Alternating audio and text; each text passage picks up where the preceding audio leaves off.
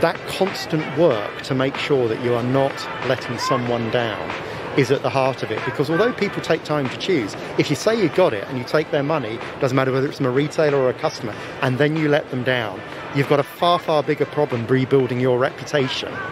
And you've got a lot of work to do to build that back up if you make that mistake.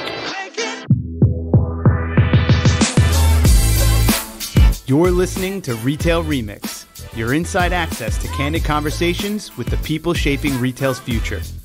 Here's your host, Alicia Esposito. Hello, everyone, and welcome to a special episode of the Retail Remix podcast. You know me by now. I'm Alicia Esposito, and I have with me today two of our esteemed keynote speakers for retailX, Tim Maule and Marc Ostryniec. Gentlemen, thank you both so much for taking the time. My pleasure. Yeah, Great. thank you. Thank you. So we are here, the first day of the show. We are masked up. Before we dig into the topic at hand, why don't you share a little bit about yourselves, your titles, your roles, just so everyone gets the lay of the land here. Tim, how about you go first? Okay, sure, yeah. My name's Tim. I'm the CEO and president of Diono. Diono is a juvenile products brand that sells car seats for children. The company was founded in 1999. I joined in 2017. And what most people know us for is the Radian all-in-one convertible car seat, which is one of America's most loved convertible car seats. Millions of children ride in one every day. Great, I'm Marc Ostryniec. I'm the Chief Sales Officer for BigCommerce, so that means I lead sales and go-to-market across the globe. I'm an engineer by trade who got converted into selling, been in technology my whole life, and I've really enjoyed e-commerce. I've been in a number of e-commerce companies in software, and now I get to spend a lot of time on the platform side working with merchants and helping them grow.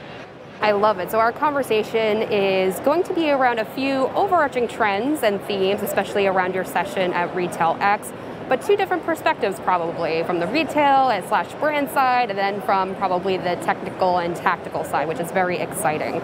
So your session, of course, was all about hybrid retail and the future of commerce. A very big topic that a lot of people want to know about, right? Like what's to come. Before we get into the future though, let's talk about what's happening now. What are some of the most pressing priorities, issues that you're hearing or experiencing? Marc, why don't we start with you so we can go big picture?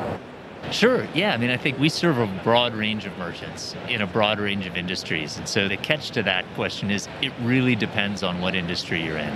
And so that runs the gamut. We're seeing really interesting strategies happen in food and beverage, where people are focused on the physical delivery of product to consumer. That's a huge change for that industry. When we get into traditional kind of consumer product and consumer goods, I think the picture is what are people going to do in their physical stores, if they have stores, and or what are they going to do in the physical channels where product is being distributed and delivered.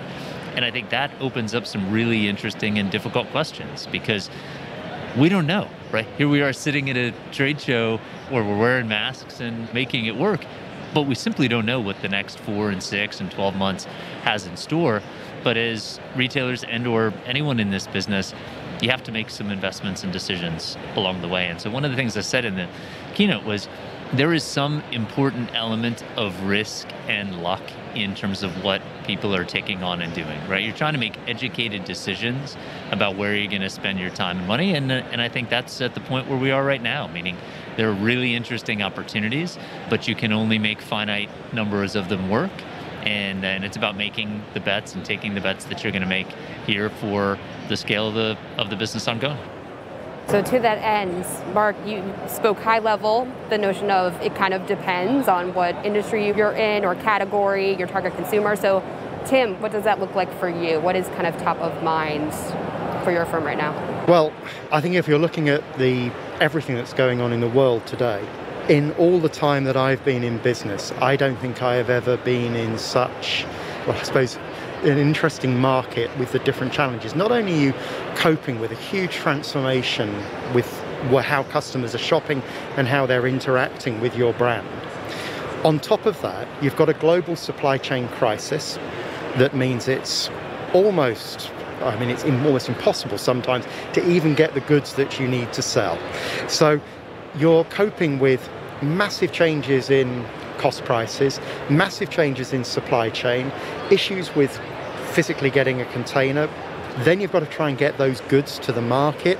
You still can't get the right number of people to manage that whole process all the way through. And I've got to say, for us at the moment, one of our biggest challenges is recruitment.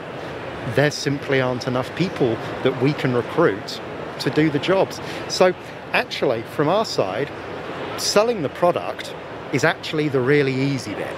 That we have a huge demand for our product. We have a huge demand in many cases that we can't supply because of all the other issues that I've spoken about. So I think what COVID has done in the last 18 months is broken something that was very fragile. And it was probably on the edge, ready to be broken for many, many years. And nobody knew it, or everybody was just hoping. I think that's the change. And I'm sure if you speak to a lot of retailers or brands like us, that's the big challenge, is coping with what this week brings and being able to satisfy all of the demands. And on top of that, I guess the other thing that we've all had to learn in the last 18 months, like we are all here now, as you said, we're all masked up, learning how to communicate and work with people in a way when you might not see them very much has been a massive challenge. And by that, I don't actually mean the people that work for you in the company. It's all the other people that you're interacting with around the world, which you're having to do by video. So for us, it's speaking to colleagues in China and doing quality control processes with our team over there, all by video. Whereas previously, you'd have a team go. You can't get on a plane. So I think unusually, last night was the first time I met Marc. Well, as normally, having been working through a project where we've launched 5 websites, we'd have probably met each other, or we'd have actually met somebody from BigCommerce prior to last night. And before that, everything has been done on video. And we've had to learn how to cope with that with no personal interaction whatsoever. So huge change. And I think that's the overriding sort of message. Yeah, absolutely. I mean, I feel like retailers are not strangers to change, right? Like, it's just kind of the nature of the industry. Consumers are always changing. There are always new channels, new technologies, new opportunities, but there's also the competitive landscape too, right? There are a lot of forces that I think retailers always have to navigate, but especially now over the past 18 months. I think, Tim, you laid it out perfectly. It seems like every step of the product development cycle or the value chain, there's like that point of disruption or a point of uncertainty. But Marc, I want you to kind of break down, since you kind of look at the overall retail landscape, you're probably working with a multitude of different brands and retailers. So they're probably thinking long-term vision, like how do they develop their strategy? How do they remain agile but stay laser focused on goals? A lot of things probably up in the air right now. So, I mean, what are some of the unknowns or the things that maybe they have to account for in their planning processes that they may change, they may not? I mean, and kind of break down like what they should be thinking about right now. Yeah, I think the whole notion of being adaptable, I think, is now a really interesting challenge, because that affects a lot of things. That affects how people do pricing, how they do promotions, how they manage inventory, even the planning cycle by which they refresh product. All of those have been thrown up in things that they held as sacred, right? Kind of running a quarterly product refresh. Now that may not be the case, right? That may have fundamentally changed. And I think the key piece of that then is having the process, whether it's with teams or technology, to be able to be adaptable, to be able to change that, I think is a big piece of this. It's also understanding that if costs are in flux for a product, it puts a lot of pressure on sales and marketing channels for them to be accurate, to be up to date, and to be kind of in sync with the core business in terms of how you're pricing and merchandising and managing that product. And so a lot of the unknowns that sit out there, kind of the known unknowns and then the unknown unknowns. Unknown unknowns are pretty hard to plan for. The known unknowns are the how can they be more flexible than they are today and or faster in their time to market, so when the unknown happens, they can actually adapt fast enough to be able to fit the selling model that they're in. And then I think the other piece of this is that consumers are changing, but the unknown out there is really by how much. And so one of the things that I think is interesting in retail specifically, right? Retail is at the heart of so much of the change that happened during the pandemic, meaning the abrupt change from in-store to online, right? That was violent, right, in terms of that change, right? That was not subtle, it wasn't gradual, it was a switch. And yet humans change typically at very slow rates, right? We don't like to break our habits. And so I think that there's also a belief that as things continue to open up and expand in terms of in-person selling, in-person retail experiences, candidly, people want that. They want to feel product. They want to be sold to, right? It may sound silly, but people actually want to have that experience. And I think that's one of the things that I personally believe we'll see roaring back. The question is, at what level will be the in-store and that market experience? And so this whole topic of hybrid retail is really on that piece, right? Which is, it isn't just one channel. How can we maximize e-commerce as this lever? It's the reality that we're going to operate in both channels. It's just at what level, what capacity, and at what pace. And I think that's the unknown that a lot of retailers are grappling with. Yeah, because I was going to ask where hybrid retail comes into play here. So if you were to compare like hybrid retail to omnichannel, how do they support each other or fuel each other? Like I'm trying to understand. So is it hybrid retail is like the levels at which the different channels play a role in the mix, or I want to make sure I get it right? Yeah, I mean, I would boil hybrid retail down to some of the connection between the digital e-commerce world and the physical selling world. So think about classic things in that lane, or buy online, pick up in store, right? Or because you're using one channel to drive someone into another. And that used to be because of promotions or advertising, right? You might drive people in store. Now it's because of fulfillment, right? And maybe utilizing existing store infrastructure that they have. And so I'd say the difference between that and omnichannel is significant. You can actually, they're not segregated, right? But that omnichannel is really about how do I get my product and my message and my marketing in front of people where they are. That's a little different than saying, hey, how do I use the points of presence that either I have or my channel has in order to have a shared experience that blends those two things together, right? So the hybrid retail is, I'm in a physical store, but I'm using my mobile phone to do an AR version of the couch that I'm looking at because I want to see it in a different fabric or tone. That's interesting, right? Or maybe Tim's product where he has interesting in-car applications, right, for actually showing and installing that product. That's what we're talking about, the hybrid, right? You're using some physical access that the consumer has or that a retail channel has to augment the experience that they would otherwise have if it was only digital. And I believe that retailers that have both have an advantage because it's still a human being buying the product. There's a human nature to wanting to see, touch, feel, experience it in the physical world as opposed to just being in a digital-only lane. Fascinating. So Tim, what does that mean in your world then? Yeah, I mean, it's really interesting because we don't have our own shops. We work with other retailers. And I would say that the biggest challenge we've got is a consistent brand experience across multiple touch points. And also, as a brand, getting control of that consistency and not allowing your brand to fall into the hands of third parties who do something that you don't like with it.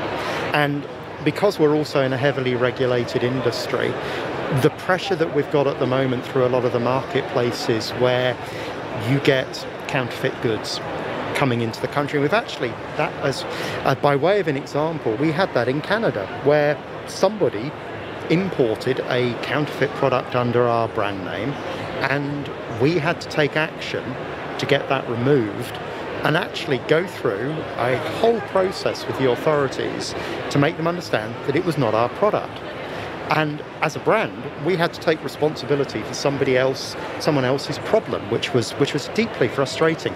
So I think it's that consistency that's important, but also building on what Marc has said here, I think as a brand, you've got to put your product where your customer is.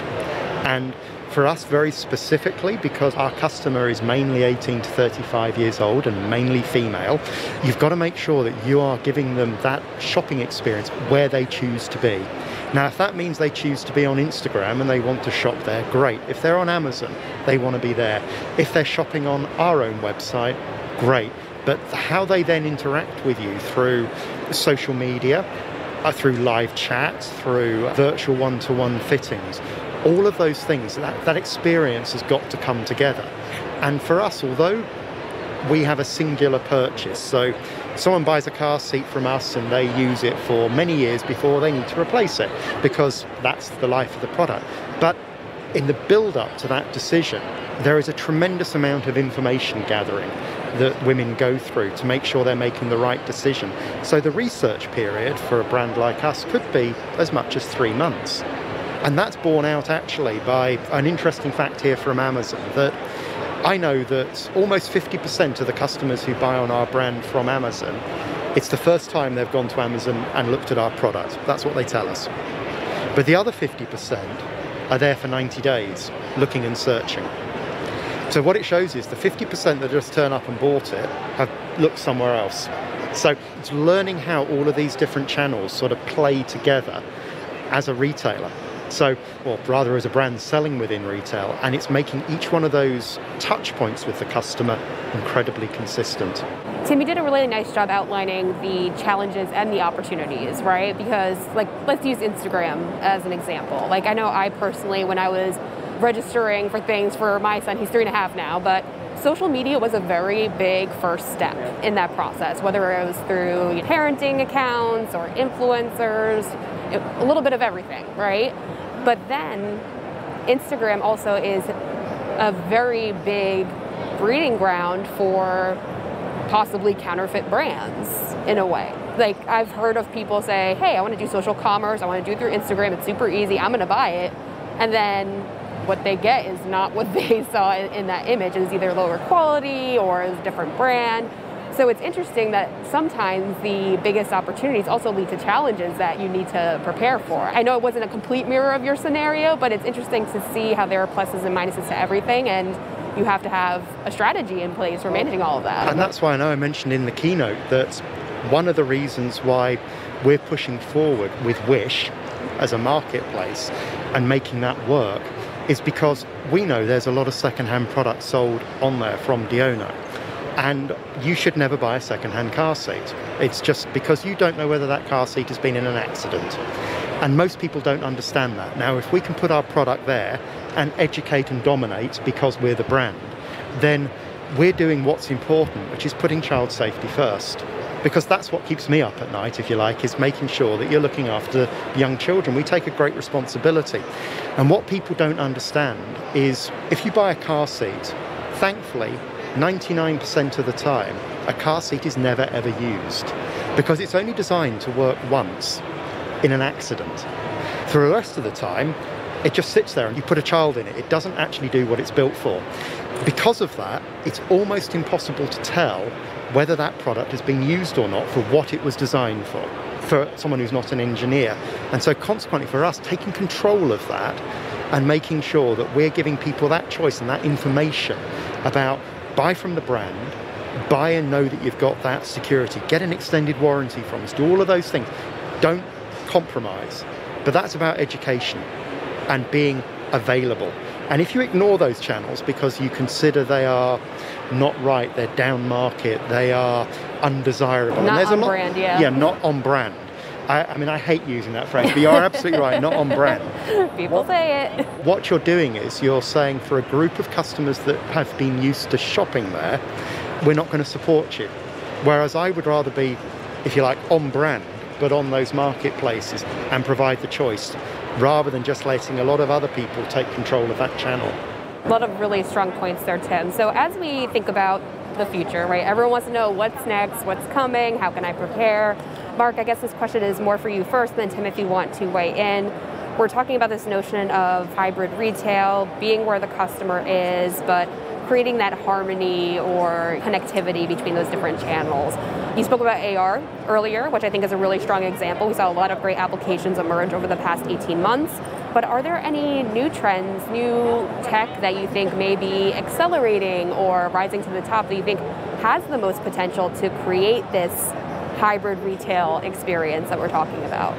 I mean, look, AR for sure is an interesting one because of the interactivity that comes with it. I think we're still really in our early days there in terms of the real applications for it, but I think we will see more and more of that as a category. I think the other is that the notion of real-time product availability and inventory in distributed retail locations is still a real challenge, because often the consumer is looking to buy a specific model, color, right, a very specific SKU level, and that there's a difficult challenge in hybrid retail of being able to know what's actually in store, meaning the store SKU and inventory management is not at the sophistication of what might be in a warehouse, right, that's doing pick, pack, and ship, where you know down to individual SKU level exact counts.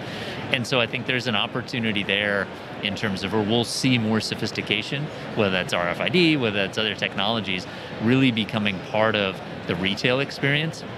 And then some of these tie together, right? So the other thing I think that we will see is the in-store experience linking to the endless aisle concept, so that the store doesn't have the same pressure to actually stock the match of what's in stock relative to what people buy. That match rate becomes less important, because you can experience the wrong color of the product but still get the experience element out of it, and then have it fulfilled direct to door, knowing that now shipping fulfillment, everybody understands that you can basically have any product within 2 days, right? And if you were willing to pay a little more, probably within a day. And so I think that we will see that bridge between what's physically in store can be more experiential, and then what actually ends up being fulfilled ends up being pick, pack, ship, drop to your door, as opposed to what it is in the store itself. And so I think that we've seen that in other industries for decades, right? You know, car dealers have done this it's the advent of vehicles, right? Where you can go in and experience the wrong color of the vehicle, but still decide to buy, right, in a high consideration product. Take the consideration cycle down a bit to something that's hundreds of dollars or tens of dollars, and you can, I think, achieve a lot of the same result by driving more into boutique experience and touch point, as opposed to having to manage full, inventory in that lane. And I think a lot of retailers are experimenting there, right? Meaning they're starting to try that. They're trying to see what people look, but it gives you this benefit of the magic of e-commerce is you can test new SKUs. In fact, you don't even have to have the product built yet. You can just test interest in a product, right? To see how many people you can put it out of stock and just see how many people go to the page, right? Or show it, get them to land on the page and learn how many people even click to add it, and then you can suppress the inventory. And so I think that now can be a tool that's used in physical storefronts, either if it's your own branded store is great, or even in a channels experience that way. And I think the last piece of the puzzle that I think is really interesting is the sharing of data and information. So especially for brands that work with large channel partners, be that the Targets, the Walmarts, the Amazons, right? The brand gets to learn so much from the direct business, but some of that is related to the product innovation that will happen, meaning you're learning about your customer, what they want, what changes are going to evolve. And the goal is you end up building better products. And so this notion of the competition between the channels really is less about competition. It's driving your business to produce better products and better volume at better price points, right? It lifts the tide of the economy of scale for a business and a manufacturer. And I think that ends up being positive for both the retail channel partners and the brand itself. I love the way you connected all of those points, Marc, and I agree. I think it's interesting to see how that inventory availability, that alignment impacts the customer experience, right? Like we've largely, like in the past, we would cover it as two very distinct buckets, I guess you could say, but now we're slowly starting to see retailers look at everything as just like a holistic journey and a holistic experience. So Tim, I guess my question for you is, does that excite you as a brand that works with so many different retailers, but also as a brand that's trying to create unity in its own customer experience, right? Like what's kind of driving your priority set right now?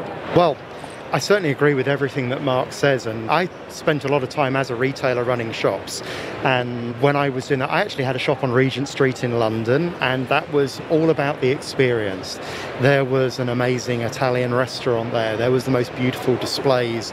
It was a truly immersive shopping experience for juvenile products, and I think it was the best juvenile shop in the world for a long, long time. So I'm all about the experience, but that experience can be translated in lots and lots of different ways. And I think, so as a brand that doesn't control the retail experience currently, it actually has to deal with retailers who are generally not experience focused at the moment, although I would like them to be. You have to create that experience some other way. And we use social media to do that, to create a look and feel for the brand and tell stories.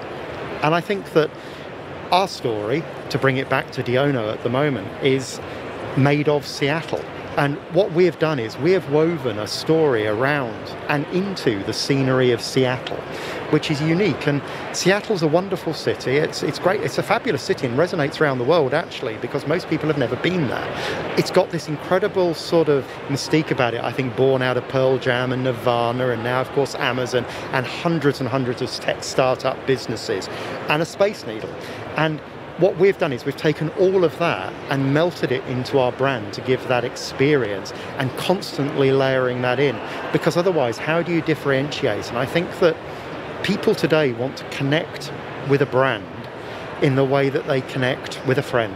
And you're either able to make that connection with someone and give them that experience and mean more to them than just a transaction, and knowing that they might connect with you through whatever their preferred channel is, but they're going to touch you in a multitude of different ways. But you've got, and that's why, to my earlier point, you've got to be really, really consistent. I also think it was fascinating that Marc brought up the inventory issue, because that is a very real issue. So to sort of build on that point as a brand, we have one warehouse with inventory in it, but we are satisfying a multitude of retailers as well as our own website. And one of the attractions that we have had, and a bit of a plug here for BigCommerce, but one of the reasons why we have worked with BigCommerce is because it gives me a single view of inventory to multiple retailers, which means you don't oversell. Because the very worst thing you can do, particularly at the moment when supply chain is tight, is take one more order than you should.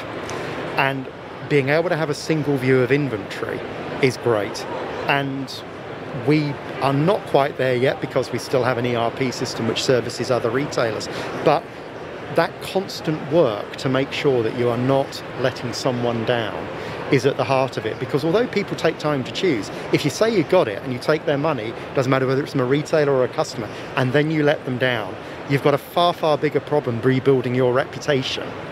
And you've got a lot of work to do to build that back up if you make that mistake. Really great points, gentlemen. So to close out, I always like to close these conversations with some takeaways, recommendations. Obviously, Marc, you're looking at this, again, bigger picture probably than Tim has, but Tim, you kind of live and breathe this every day. You experience some of these issues and, of course, have your own set of goals.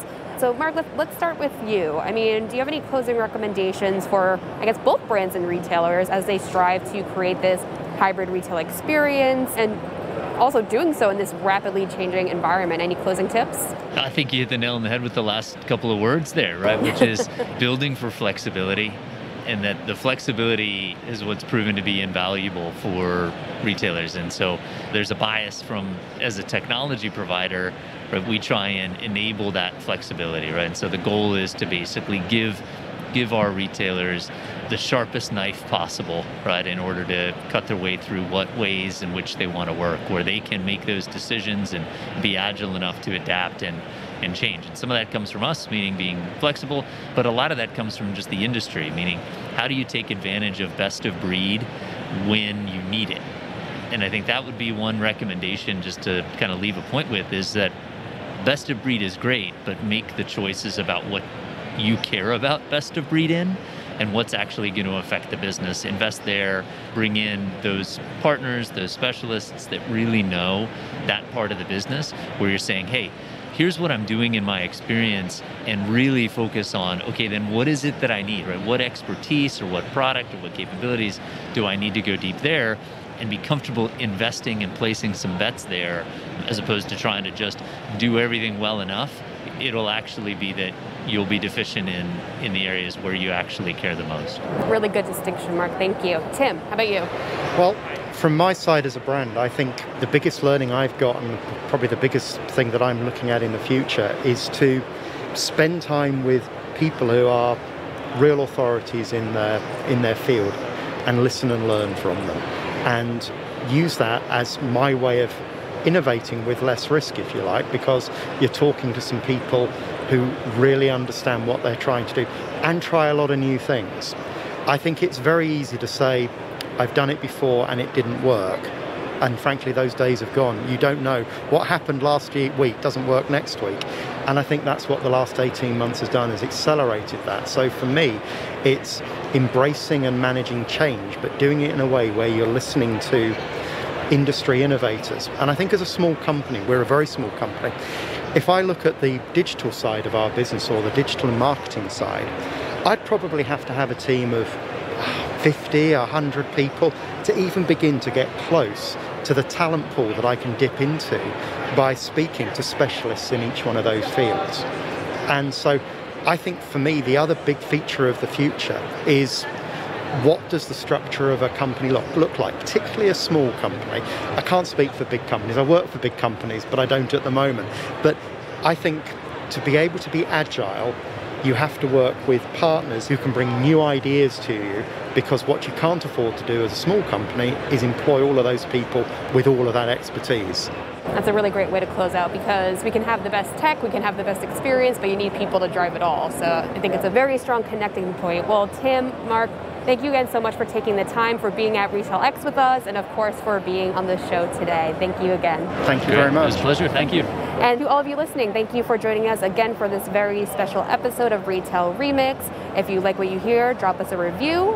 You may be listening on Apple Podcasts, Spotify, Stitcher, wherever else. You can likely leave a review, so do that so we know how we're doing. And if you haven't subscribed yet, please do so. We'll have some more content coming to you from retailX, so you can listen in on some great conversations and great insights from the show. Thanks, everyone. We'll see you next time. Thanks for listening to this episode of Retail Remix. Be sure to subscribe so you never miss an episode. You can find us on your favorite podcast player. Until next time, keep mixing it up.